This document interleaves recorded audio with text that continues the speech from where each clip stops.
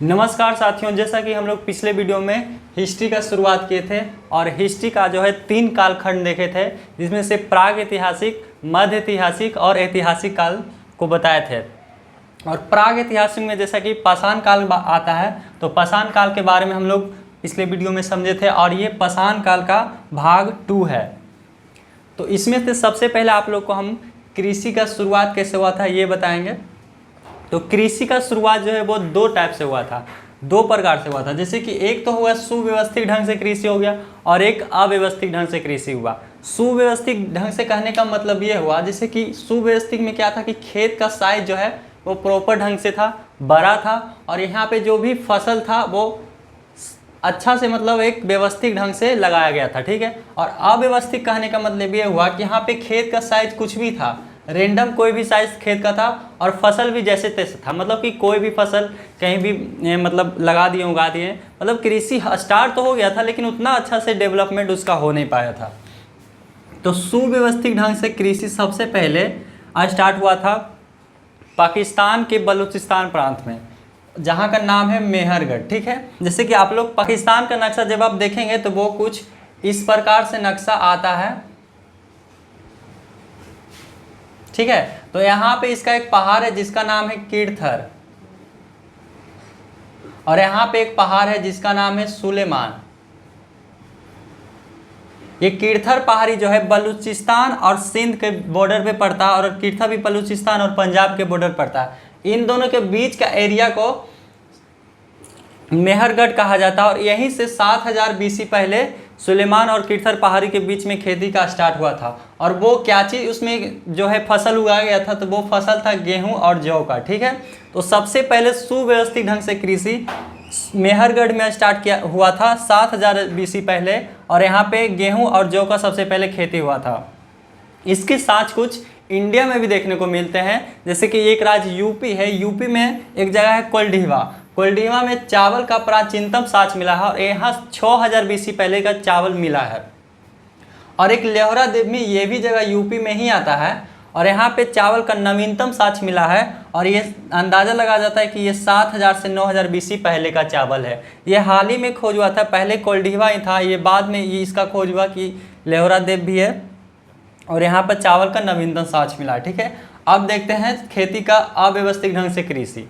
खेती का अव्यवस्थित ढंग से कृषि में शुरुआत अगर हम देखें तो इसका शुरुआत नव पाषाण काल में ही हो गया था और इसके महत्वपूर्ण कुछ जगह का नाम याद कर लेना है, जैसे कि जहाँ जहाँ से साक्ष्य मिला है इसका, ठीक है। तो पहला जगह है इसमें आदमगढ़। आदमगढ़ जो है MP में पड़ता है, मध्य प्रदेश में।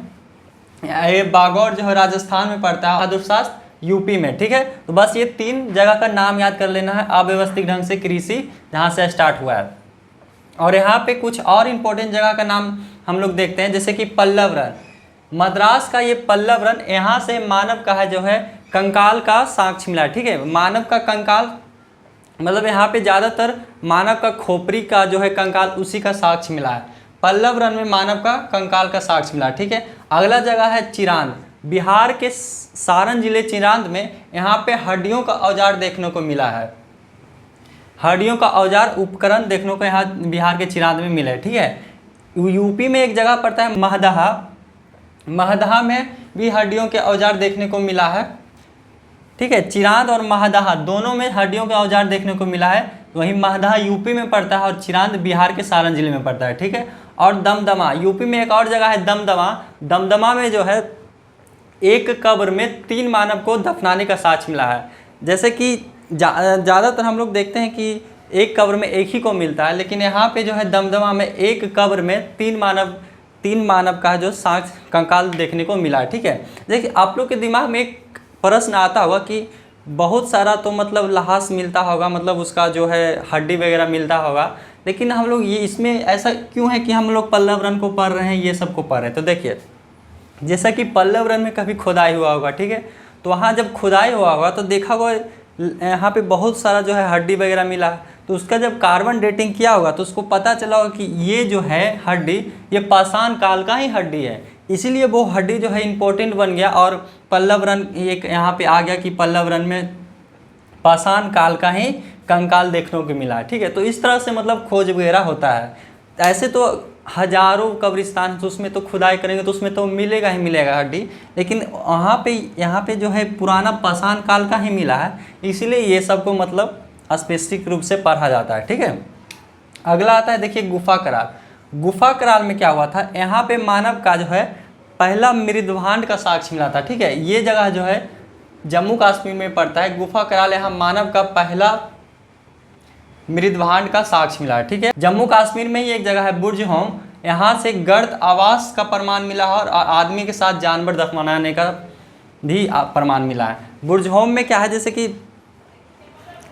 आप लोग देखिएगा कोई भी जानवर को, कुत्ता वगैरह हो गया या फिर कोई भी, तो वो क्या करता है ना, ठंडी के दिन में देखिए ज़मीन खद के और उसी में मतलब वो सोचता है, उससे क्या होता है उसको थोड़ा सा हीट मिलता है और ठंडी हवा से बच जाता है। तो उसी तरह से पहले आदमी का उतना तो दिमाग था नहीं कि घर वगैरह बना लें, तो वो लोग भी मतलब ज़मीन में ही खोद करके और गर्द आवास में रहते थे। तो इसका सबसे पहला प्रमाण बुर्ज होम में मिला था, जम्मू कश्मीर के बुर्ज होम में गर्द आवास का प्रमाण, और यहीं पर जो है आदमी के साथ कुत्ता दफनाने का भी प्रमाण मिला था। जैसे कि आदमी के साथ जब वहाँ पे खुदाई हुआ होगा तो देखा होगा एक आदमी है और उसके साथ में भी एक जानवर जैसा कोई हड्डी का स्ट्रक्चर है, तो फिर उसका अंदाज़ा लगाया गया होगा, तब देखा होगा कि ये कुत्ता का स्ट्रक्चर है। तो इसीलिए आदमी के साथ कुत्ता दफनाने का जो है प्रमाण बुर्ज होम में मिला था और यहाँ गर्द आवास का भी मिला था। ठीक है,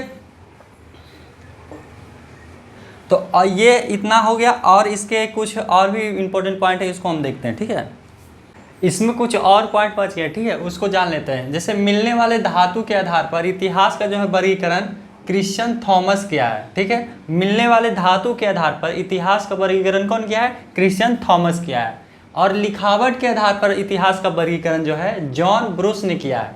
लिखावट के आधार पर कौन किया है, जॉन ब्रूस। भारतीय पुरातत्व इतिहास का जनक कौन कहलाते हैं, अलेक्जेंडर कनिंघम। भारतीय पुरातत्व संग्रहालय कहाँ है, तो भारतीय पुरातत्व संग्रहालय इंदिरा गांधी संग्रहालय को कहा जाता है और ये भोपाल यानी मध्य प्रदेश में पड़ता है। ये संस्कृति मंत्रालय के अंतर्गत आता है। इस संग्रहालय का पहले नाम जो है मानव संग्रहालय ही सिर्फ था, लेकिन फिर 19 में चल के इंदिरा गांधी मानव संग्रहालय रख दिया गया और ये संस्कृति मंत्रालय के अधीन आता है। ये संग्रहालय जो है मतलब ऐसे बिहार म्यूजियम की तरह, मतलब ऊपर से कोई छत वगैरह इसमें नहीं है, जैसे कि पार्क टाइप का है पूरा, उसी में मतलब छोटा छोटा स्थान है, वहीं पर पुरातात्विक चीज़ों को रखा गया है। ठीक है, ये भोपाल में पड़ता है। अब आइए इसके आगे कुछ क्वेश्चन कर लेते हैं। ठीक है, जैसे कि पहला क्वेश्चन है, एक ही कब्र में 3 मानव कंकाल कहाँ से मिले थे, तो आपको बताए थे कि कहाँ से मिले थे, तो यहाँ हो जाएगा दमदमा से। ठीक है, ये क्वेश्चन देखिए यूपीपीसीएस में पूछा हुआ है। ठीक है, अब अगला क्वेश्चन देखिए 2 नंबर क्या कहता है, राष्ट्रीय मानव संग्रहालय, ये भी देखिए एमपीपीसीएस का क्वेश्चन है, राष्ट्रीय मानव संग्रहालय कहाँ है। आप लोग ना इसको आंसर दीजिएगा। ठीक है, हम आंसर देने से पहले कुछ ज़रूर जाएंगे, आप देखिएगा आपका कितना सही होता है। ऐसे तो पूरा में से पूरा आपको सही होना चाहिए अगर पूरा वीडियो आप बढ़िया से देखे होंगे तो। ठीक है, तो इसका बताइए आंसर क्या होगा, तो इसका आंसर अब हम बताते हैं, इसका आंसर हो जाएगा भोपाल। ठीक है, अब तीसरा नंबर क्वेश्चन, निम्नलिखित में से किसको चिल्कोलिथ युग कहा जाता है।